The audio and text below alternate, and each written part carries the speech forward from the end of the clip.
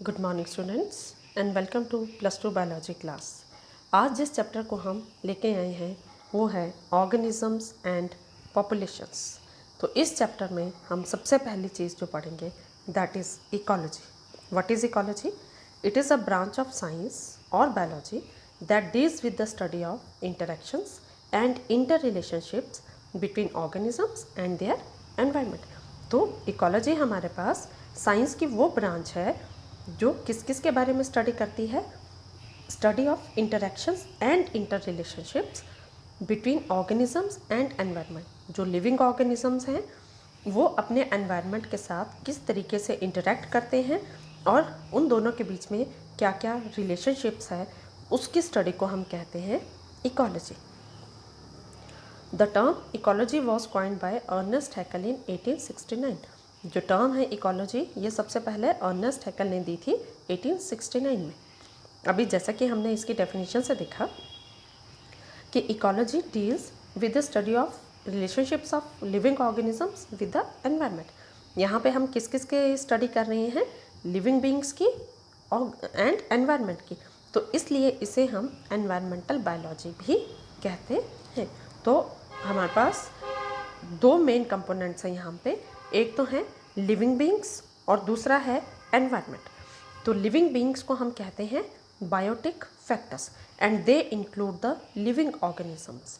Living organisms में हमारे पास आएगा plants, animals and micro organisms, जबकि जो एनवायरनमेंट है it will form the abiotic factors and it includes temperature, light, water and soil.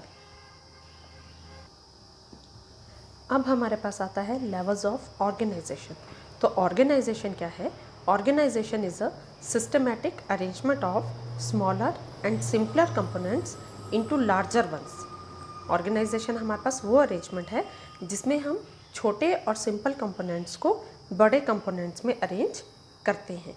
और कैसे करते हैं? In such a way that each level is formed of components of lower level and itself becomes part of higher level for achieving a common goal। किस तरीके से हम उनको arrange करते हैं कि हर एक लेवल जो है वो लोअर लेवल का कंपोनेंट भी बन जाता है and itself becomes part of higher level for achieving a common goal। तो हमारे पास नेचर में 3 लेवल्स हैं ऑर्गेनाइजेशन के। कौन कौन से? Physical, biological and ecological. अगर हम फिजिकल ऑर्गेनाइजेशन को देखें तो ये हमारे पास आता है सब एटॉमिक पार्टिकल्स से। सब एटॉमिक पार्टिकल्स वो पार्टिकल्स जो हमारे एटम्स को बनाते हैं। तो इसमें सबसे पहले हमारे पास आते हैं इलेक्ट्रॉन्स, न्यूट्रॉन्स और प्रोटॉन्स। ये तीनों मिलके, जिन्हें हम सब एटॉमिक पार्टिकल्स कहते हैं, ये तीनों मिलके हमारे पास एटम्स बनाते हैं।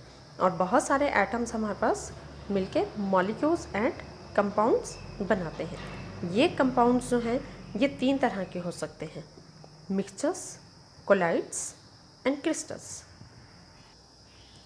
उससे अगला लेवल अगर हम देखें तो फिजिकल ऑर्गेनाइजेशन के बाद हमारे पास आता है बायोलॉजिकल ऑर्गेनाइजेशन। तो फिजिकल ऑर्गेनाइजेशन में मॉलिक्यूल्स एंड कंपाउंड्स आते हैं और उसके बाद ये मॉलिक्यूल्स जो हैं आपस में कंबाइन करके बनाते हैं बायोमॉलिक्यूल्स। बायोमॉलिक्यूल्स में हमारे पास क्या क्या आता है? बायोमॉलिक्यूल्स में हमारे पास आते हैं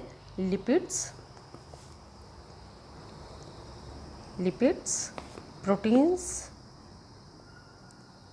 कार्बोहाइड्रेट्स एंड न्यूक्लिक एसिड्स। ये बायोमॉलिक्यूल्स जब आपस में मिलते हैं they form subcellular structures. Subcellular structures means they form cell organelles. Cell organelles आपस में मिलती हैं, वो एक लिविंग सेल बनाती हैं। लिविंग सेल्स जब बहुत सारे सेल्स आपस में इकट्ठे होते हैं एक कॉमन गोल के लिए, देन दे फॉर्म या mass of cell is called tissue. Then mass of tissues which perform a specific function is known as organ, and various organs they coordinate with each other to form organ system। और organ system से हमारे पास एक individual organism बनता है। तो अगर हम यहाँ से देखें बायोमॉलिक्यूल्स से कहाँ तक? इंडिविजुअल ऑर्गेनिजम्स तक, तो ये हमारे पास आता है बायोलॉजिकल ऑर्गेनाइजेशन।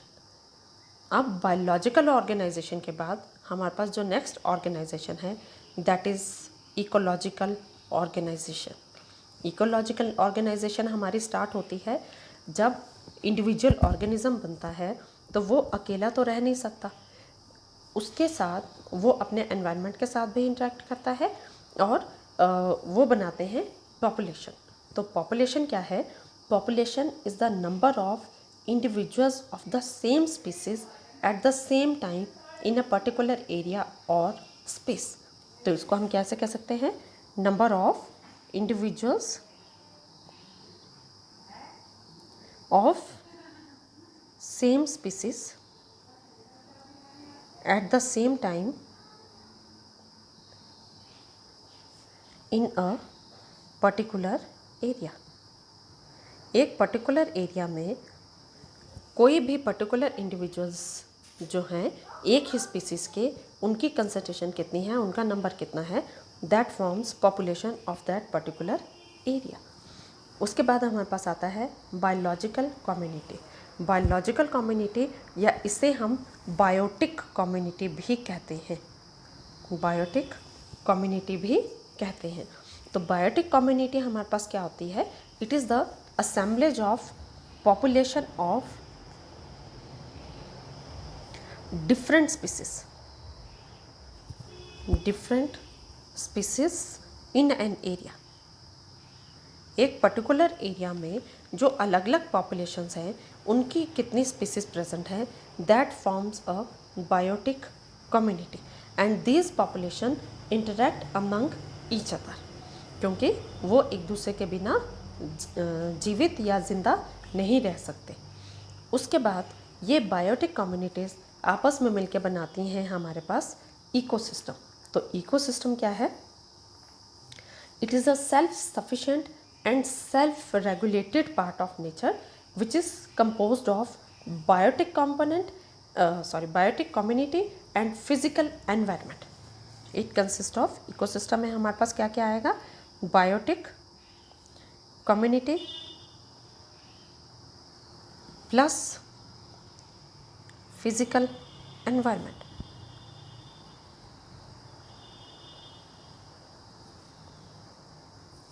एनवायरनमेंट। तो ये दोनों जो हैं they both being integrated through the exchange of energy and recycling of nutrients. ये दोनों ही बायोटिक कम्युनिटी और फिजिकल एनवायरनमेंट एक दूसरे के साथ इंटीग्रेटेड होती हैं by the exchange of energy, एक दूसरे के साथ एनर्जी को एक्सचेंज करती हैं और न्यूट्रिएंट्स की जो है साइकिल इनमें चलती रहती है। उसके बाद इकोसिस्टम के बाद आता है हमारे पास लैंडस्केप। तो लैंडस्केप क्या है? Landscape is a large area with a natural boundary. Large area with natural boundary with a number of different types of ecosystem, with a number of different types of ecosystem। तो अगर हम अपने घर के पास या कहीं पे भी खड़े हो जाएं और अगर सामने देखें बिल्कुल, तो लास्ट में जो हमको बाउंड्री नज़र आती है उसको हम कह सकते हैं लैंडस्केप। तो it is a large area with a natural boundary और इसमें हमारे पास बहुत सारे डिफरेंट टाइप्स के इकोसिस्टम्स आते हैं। अब लैंडस्केप के ऊपर वाले जो हमारे पास हायर जिसको हम बोल सकते हैं लेवल है, दैट इज़ बायोम। तो बायोम क्या है? It is characterised by a major vegetation type. इसमें जो वेजिटेशन है that is of generally one type, major vegetation type and its associated fauna। जो बायोम है वहाँ पे एक पर्टिकुलर तरह की ही वेजिटेशन होगी। वहाँ का टेम्परेचर कोल्ड विंटर्स में समर्स में क्या होगा, वो एक पर्टिकुलर तरह का ही होगा और उसमें जो रहने वाले प्लांट्स हैं और जो एनिमल्स हैं फोनाइज एनिमल्स वो भी डिस्टिंक्ट होंगे, जो हर एक बायोम में डिफरेंट होंगे। अब इससे जो नेक्स्ट लेक्चर आएगा हमारा टॉपिक आएगा that will be about biomes. और उसके बाद जो हमारे पास सबसे बड़ी इसमें लेवल आता है दैट इज़ बायोस्फीयर। तो बायोस्फीयर क्या है?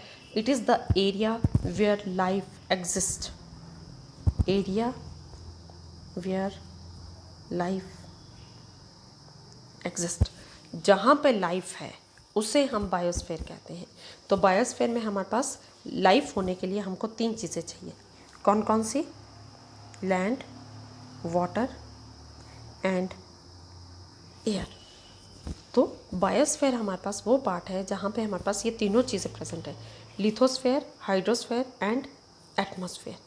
तो it is the highest level of organisation, highest level of ecological organisation where life exist.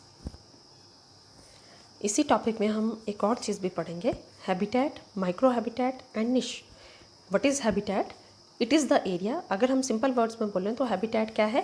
Place of living, जहाँ पे भी कोई एनिमल या कोई प्लांट्स रहते हैं दैट इज़ देयर हैबिटेट। तो it is the area along with the sum total of abiotic and biotic factors of that particular area where an organism lives। तो ये क्या बताता है? ये वो जगह बताता है where an organism lives, जहाँ पे कोई ऑर्गेनिज्म जिंदा रहता है या वो अपनी ज़िंदगी बिताता है along with abiotic and biotic factors of that particular area। वहाँ के नॉन लिविंग फैक्टर्स कौन से हैं और वहाँ पे बायोटिक फैक्टर्स कौन से हैं। सेकंड इसमें आता है हमारे पास माइक्रो हैबिटेट। तो माइक्रो हैबिटेट क्या है? It is a sub division of habitat. जैसे हमको नाम से पता लग रहा है, माइक्रो मीन्स छोटा, हैबिटेट। तो it is a sub division of habitat which has its own distinct type of conditions and organisms. ये वो सब डिवीज़न है हैबिटेट की जहाँ पे उसकी अपनी पर्टिकुलर तरह के कंडीशंस हैं और उन कंडीशंस के अकॉर्डिंगली पर्टिकुलर तरह के ही वहाँ पे ऑर्गेनिज्म जो हैं वो प्रेजेंट होते हैं। इसका एग्जांपल हम एक देख सकते हैं, top and bottom of rock in water. जैसे अगर हम पानी में रॉक देखें तो उसका जो टॉप है और उसका जो बॉटम है वहाँ पे कंडीशंस भी डिफरेंट होंगी और वहाँ पे जो ऑर्गेनिजम्स प्रेजेंट होंगे वो भी डिफरेंट होंगे। Then muddy bottom of a pond, pond का जो एक मडी बॉटम है जहाँ पे बहुत मिट्टी है वो।